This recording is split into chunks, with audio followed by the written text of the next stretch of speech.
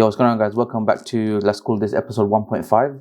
So as promised, I just came back from locals. There's a lot of good competition there, and I had some very interesting games. I think I learned a lot about the deck playing it for the first time.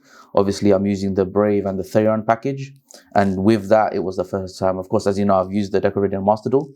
But anyways, yeah, I figured let's start with the packs.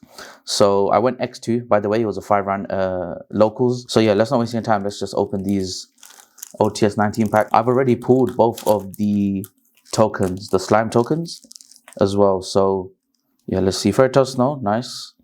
Lone Fire Blossom, that's actually not bad. Ooh, Forbidden Chalice, super rare. Yo, wow, that looks wicked in super rare. That looks really cool, nice. Definitely gonna keep that. All right, second pack. That was a good pull actually. I have them in common, but I'd really like them in super. So yeah, that was pretty nice. Let's go to the next pack.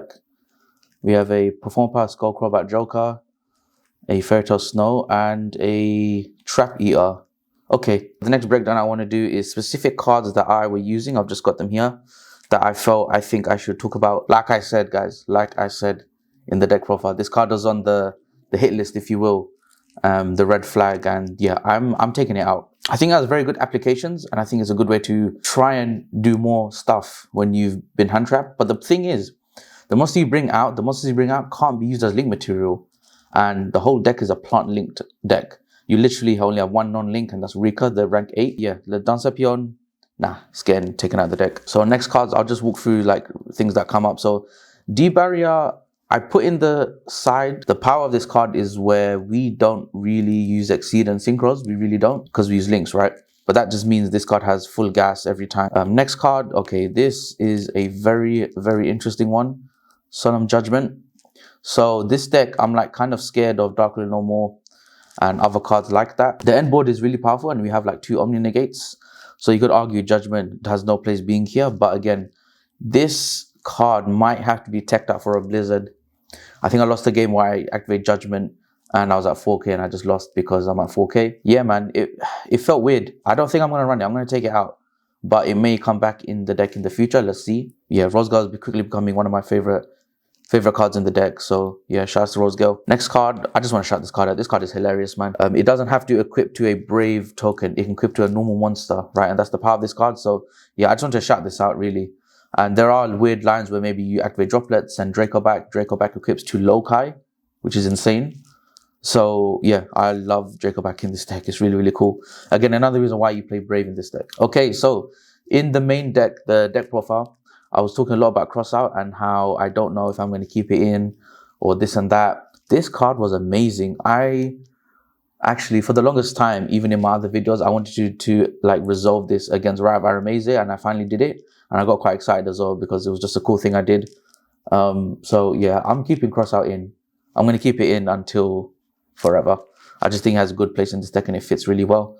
So yeah, really, really happy about the Crossout performance. And Droplet. So this is a card I newly purchased to place it off thanks to Duels from the Deep. And yeah, this card didn't perform as well, but I think that was just because of the kind of matchups I had where this card was in my hand. Regardless, I really enjoyed this card and I think I'm going to keep playing it.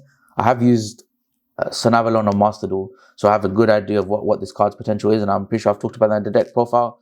But I just want to shout this card out, and yeah, it has a lot of power, or has a lot of ceiling in a combo style deck. And then I think the MVP of locals this week was easily by far Therion. Is it Therion? Therion Lily Boreas, or Lily. This card is insane, and there were lines where I could make something out of nothing. Yeah, Lily's basically become my favorite card in the deck, and yeah, I love resolving it.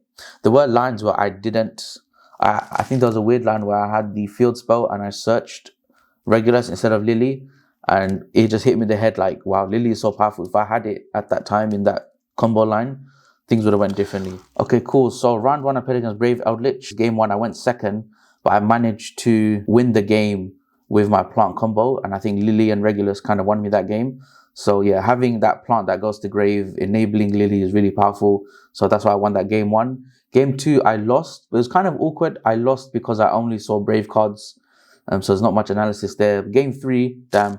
Okay, so I'm really gutted about game 3 because I think I lost to my own mistake. I got super greedy. The board was, I had Fateful and the token. In my hand, I had Judgment, Sunavalon, Bloom, Ash, and 1-for-1. I definitely 100%, 110% should have searched Griffin, then did my 1-for-1. But I didn't want to discard any of the cards in my hand because I thought they were too powerful. When really I should have discarded Bloom or Judgment.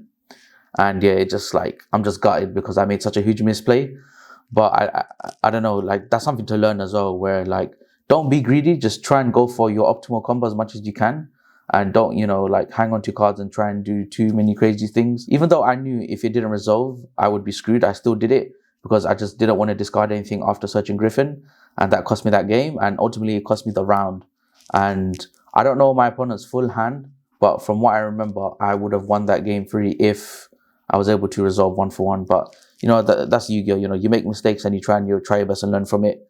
And what I learned from that is, if you have the ability to summon Griffin, just summon it. Who cares what you discard? As long as you have the Omni Negate, you have it. Round 2 was against Atlantean. So honestly, there's not a lot of analysis here. So game 1, I made full combo, had like Imperm as well. And yeah, it was just crazy full turn board. I didn't get any disruptions as well. Game 2, I think I dropleted his Dragite that he made. And that was enough for me to close out the game and win round 2. Round 3 was another awkward one. So the Cyber Dragon player, I don't think her deck list was as optimized, I could tell. So yeah, it was kind of an easy game. She also was missing Mega Fleet in her extra deck, so she couldn't link away my Dry Tentrium. I went first and I made like a full board. And then I believe I was able to win the game. I just had too many negates. Griffin must have negate looped at least like 3 times as well, which is really cool. And then game 2 was kind of the same thing where I went full board. I'm talking Teardrop, Regulus, Griffin, Dry Tentrium, Bengal Answer. It was like the best board I've ever done. I think every zone was actually occupied as well. If I've got a video of it, I'll probably put it on the screen as well for you guys to see. But yeah, that was cool. So round 4 was against Brave Branded Eldritch. This is an interesting one because I actually was piloting Branded Adventure for the Nationals and for quite a while. So I had a lot of matchup knowledge. I actually had the Ash in hand game 1. So I was able to hold that for the Branded Fusion. I think all he had was the Conquistador Lord Pop. But I managed to play through that and win the game. I think I Thrasher OTK'd him. So I think Thrasher must have went to like 3200 and attacked 3 times. Must have had a few Sunavalons on the field. And then game 2, he went first again. 2 Branded Openings, but he drew the 1 Aluba. So he summoned Griffin after his board was empty, just for like defense. But what he didn't know was when Thrasher destroys a monster by battle, it steals it to your field to where Link Arrow points to. And that helped me push for game. So that was a really unique one. And yeah, I actually really enjoyed that matchup. Okay, so we got to talk about round 5. It was kind of a shocking one, to be honest, because I got hand trapped quite in a weird way. I got hand trapped game 1. So the chain link was, I summoned Jasmine to go for my search combo. So then he did Nibiru, I did chain link to Griffin. Chain link 3, he did Gamma. I chain link for Ash, and that was like pretty sick. My downfall was not knowing Gamma was a non-once per turn. Through that whole Gamma situation, I just couldn't build a board big enough. All I had was the Brave token and a 1 Dryas on board, which he just destroyed and sent away. Game 2, I sided in D barriers and I sided in my judgments. I only saw the D barriers. I have all my side deck cards. So I did manage to droll him and that did hurt him. But before he went to his turn, I actually made a full turn board minus Griffin. So I had quite a lot of disruption on board. I sided out the Sunavalon Bloom, which I kind of regret. But anyways, yeah, I made a really crazy board with Griffin, Bengal Answer, and I think Dry Tentrium and Regulus. So definitely something that wasn't too hard, too easy to get through, especially with D-Bar and Drone Lockbird. But yeah, he managed to go through it. I think I misplayed. I didn't bounce the right card with my Bengal Answer. I think, thinking back, if I called Synchro with the D-Barrier, his only play was to Zeus me, which he did successfully do. In hindsight, yeah, I'm going to be more patient with my Bengal Answers.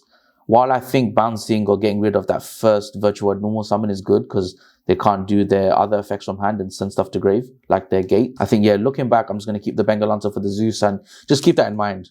What's funny is I think the second place UK Nats player, I believe his board got Zeus. He had like 9-11 cards on board. So that's literally all I could remember. I had the same style of board. And yeah, he ended up winning round 5 and that's how I went X2. Okay, guys, that wraps up the local report / episode 1.5 of the Zero to Hero series.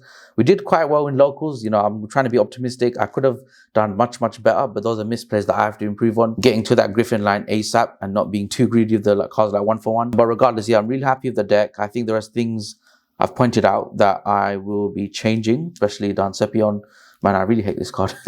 I really dislike this card. I just think it's really awkward. But yeah, there is the Naturia Rose Whip lock that people do, but I've I've ended up preferring the Cactus Bouncer lock, so I'm going to try and incorporate that into the deck profile as soon as possible. Other tech cards I'm thinking of adding into the deck are the Raver of the Wallers, the Type Lock Floodgate, because everything I summon are plants.